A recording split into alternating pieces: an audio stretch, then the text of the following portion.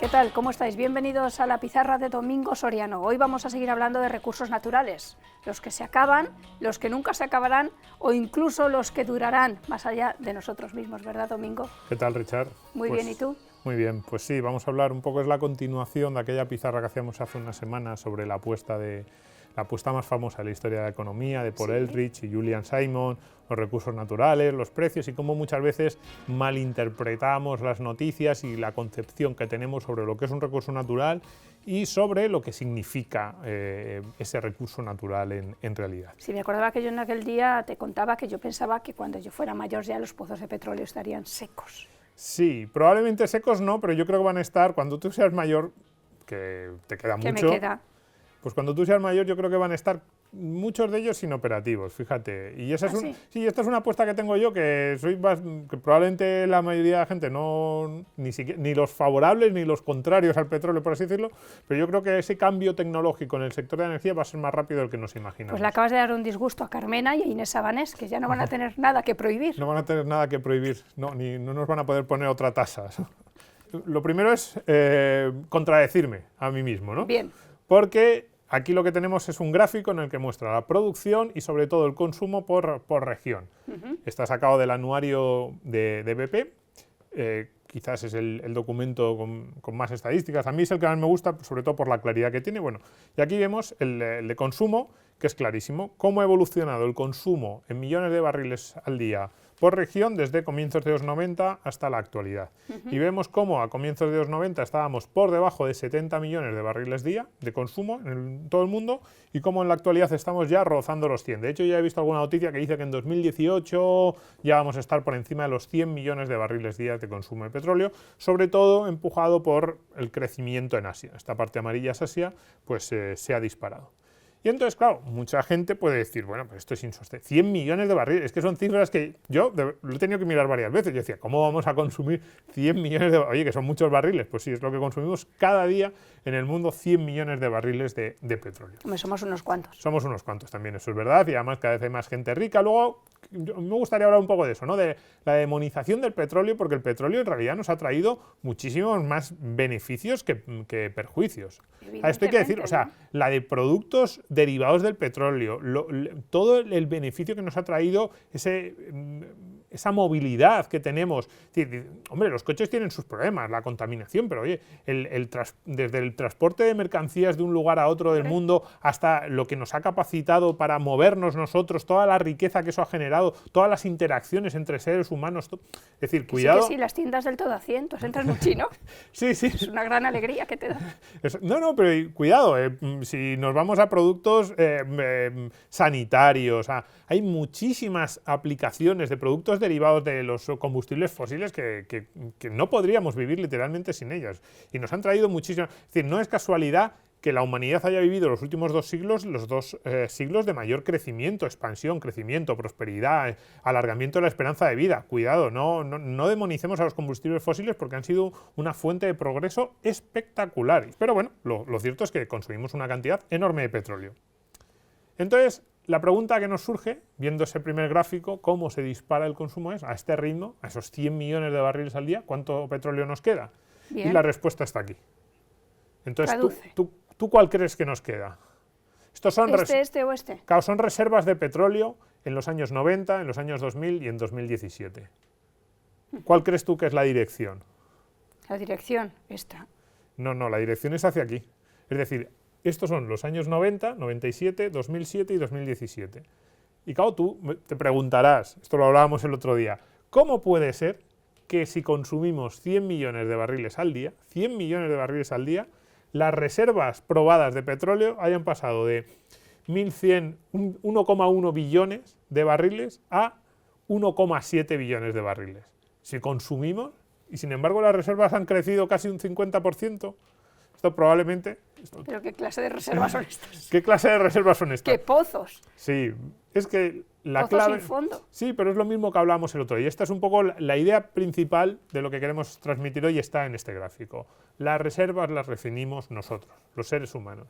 Los recursos los define la tecnología del ser humano y su capacidad para extraer y utilizar esos recursos. No esa imagen un poco de la Tierra como una especie de un ente finito. Es finito, pero lo que no es finito son nuestra capacidad para hacer cosas con esas materias primas. Entonces, nosotros ahora somos capaces de llegar a petróleo que antes no, por ejemplo el fracking, que antes o no éramos capaces de llegar o era tan caro extraerlo que no nos sentíamos, o era inviable desde un punto de vista del negocio. Nosotros ahora somos capaces de llegar a petróleo que antes o no éramos capaces de llegar o era tan caro que era inviable desde el punto de vista del negocio. Y también desperdiciamos parte de lo que sacábamos. Probablemente también mucho y cada vez desperdiciemos menos. Pero la clave es esta y no solo con el petróleo, ¿eh?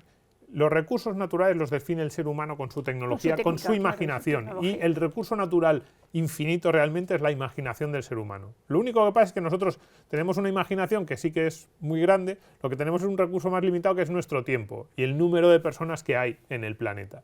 Entonces, nuestro límite es ese, el tiempo del que disponemos cada uno y el número de personas que hay en el planeta. Pero el ser humano, poniéndose a pensar y poniéndose a dar vueltas a la cabeza y a desarrollar esa tecnología que en estos últimos 2 siglos también se ha disparado y ha conseguido avances espectaculares, es capaz de que crezcan las reservas de esta materia prima como de muchas otras. ¿Por qué? Porque es capaz de utilizar cosas que antes no era capaz de utilizar, llegar a sitios a los que antes no era capaz y también sustituirlo. Es decir, el petróleo ahora tiene un peso en el mix energético muchísimo más bajo, por ejemplo en España o en Estados Unidos, que en Europa, en Estados Unidos, que el que podía tener hace 20 o 30 años. ¿Por qué? Porque estamos siendo capaces de sustituir esa energía por otras energías más eficientes. Y esa es la tercera gráfica que quiero mostrar hoy, que es muy interesante. Cuando hablamos de peak oil, ¿no? No sé si tú has oído esta expresión. No.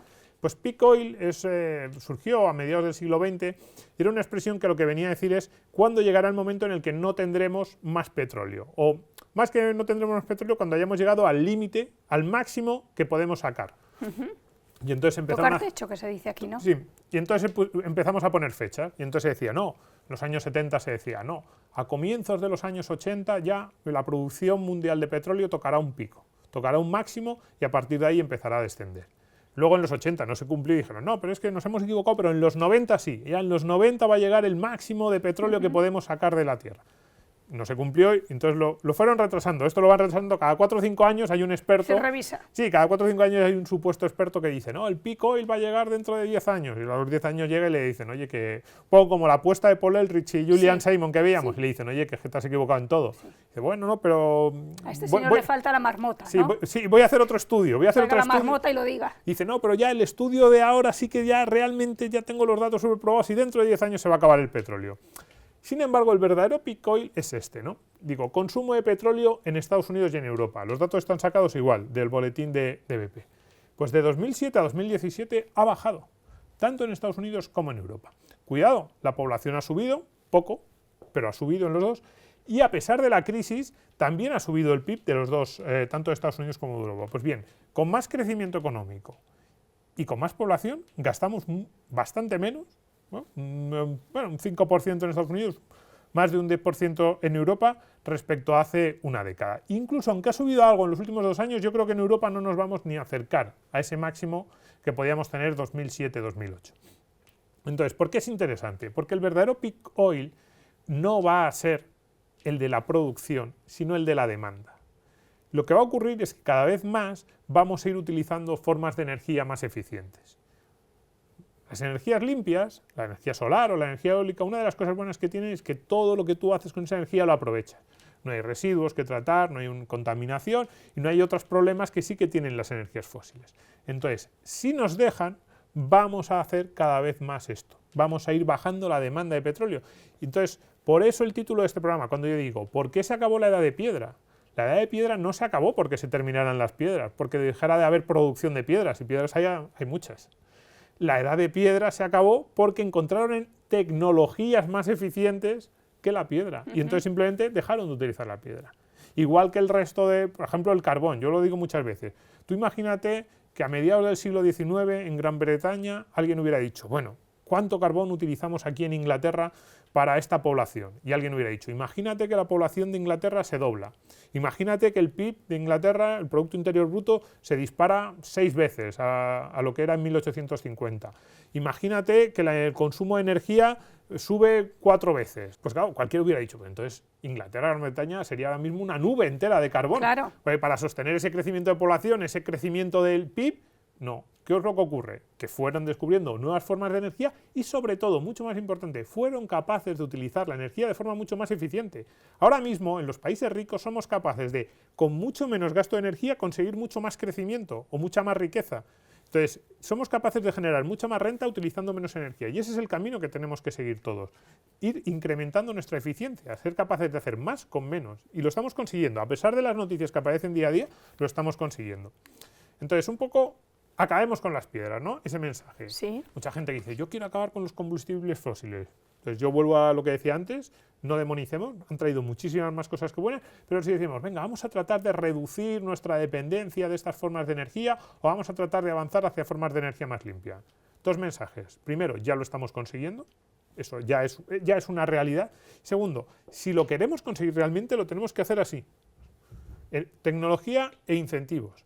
No nos equivoquemos. Las prohibiciones, los impuestos, de hecho, yo creo que lo normal es que generen efectos de segunda vuelta, sí, porque reduzcan nuestro crecimiento económico, generen problemas, generen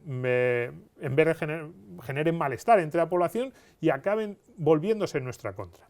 Entonces, digo, más tecnología, más incentivos para que esas personas que desarrollan esa tecnología puedan aprovecharla. Aquí nos deberíamos preguntar, ¿estamos incentivando bien a los emprendedores?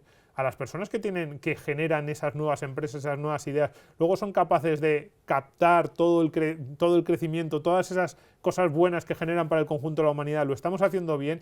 ¿Estamos permitiendo que esas personas que inventan cosas nuevas luchen contra los intereses creados? Aquí pongo proteccionismo y no estoy pensando tanto en proteccionismo nacional, proteccionismo de fronteras comercial, como en proteccionismo de los intereses creados. Hablamos mucho de nuevas tecnologías, de energías verdes y sin embargo cada vez que aparece una tecnología realmente disruptiva en el sector del transporte, en el sector de la energía, nos ponemos a proteger a los que ya están porque nos da miedo que los actuales pierdan su lugar frente a los nuevos. En España, subvenciones a tecnologías sucias, ¿no? Claro, nos podemos acordar de muchas. Y luego decimos, ¿realmente queremos acabar con las piedras o queremos subvencionarlas? ¿Realmente queremos acabar con las piedras fomentando esas nuevas tecnologías, incentivando a que esas personas que desarrollan nuevas formas de utilizar la energía puedan conseguir todo lo que están generando? ¿O les estamos penalizando con regulación, con normativa o con nuevos impuestos? Esa es la pregunta que nos tenemos que hacer y yo creo que no la acabamos de resolver bien. Además tendrás que hacer otra pizarra sobre las subvenciones a las energías limpias. Sí, porque que aquí en España ha habido mucho chiringuito y mucha mamandurria. Sí, porque además es la forma incorrecta, lo decíamos antes, además está muy bien, porque la forma incorrecta de promocionar esa tecnología es así. ¿Qué es lo que ha ocurrido en España? Pusimos mucho dinero en unas subvenciones que en vez de fomentar el desarrollo tecnológico lo que hacían era, de hecho, casi lo contrario. Es decir, congela la situación de las energías limpias tal y como está ahora, no te muevas y eso sí, llévate el dinero. Entonces, si quieren entrar nuevos, y ahora lo que estamos haciendo es pagando ese dinero que les habíamos prometido hace 15 años a los que entonces estaban, en teoría, desarrollando esas energías, pero que en realidad les pagábamos para que no desarrollasen mucho más y para que no pudieran entrar nuevos. Y entonces, como ahora lo que estamos pagando no lo podemos pagar, entonces detenemos el estado del desarrollo tecnológico en España a como era hace 15 años y otros países nos están adelantando por la derecha. Es completamente absurdo. Entonces, vamos a situar bien esos incentivos. Vamos a fijarnos en qué tenemos que hacer tecnología, pero yo lo decía, hace un año o así hacemos una pizarra sobre energía y yo decía, por ejemplo, si la Comisión Europea quisiera fomentar las nuevas tecnologías en Europa, en vez de todas esas subvenciones absurdas que no sirven para nada, que haga un fondo de 1.000 millones. Fíjate que es dinero, 1.000 millones de euros solo para investigación base. Un fondo que el dinero no lo destinen los políticos, sino que lo destine un comité de expertos más o menos nombrado. Fíjate lo que estoy diciendo, comité de expertos, un fondo, 1.000 millones. Sería muchísimo más barato y dedicado a investigación base. Y investigación base solo con una norma, que es que quien invente esas nuevas tecnologías o quien desarrolle esas innovaciones, que no tenga una patente, que lo ceda, por así decirlo, al conjunto de la humanidad. Sería muchísimo más efectivo y muchísimo más barato que todo el juego de regulaciones, subvenciones y proteccionismo en el que estamos ahora involucrados. Pero desde luego el mensaje es clarísimo. No vamos a acabar con las piedras subvencionando, protegiendo poniendo palos en el camino de lo que hay ahora. Vamos a acabar con las piedras con más crecimiento económico, que es como hasta ahora hemos conseguido que cada vez usemos la energía de forma más eficiente. Bueno, en resumen, que las piedras tienen derecho a vivir. Y las piedras tienen derecho a estar ahí. Claro, gracias, Domingo. Gracias a ti.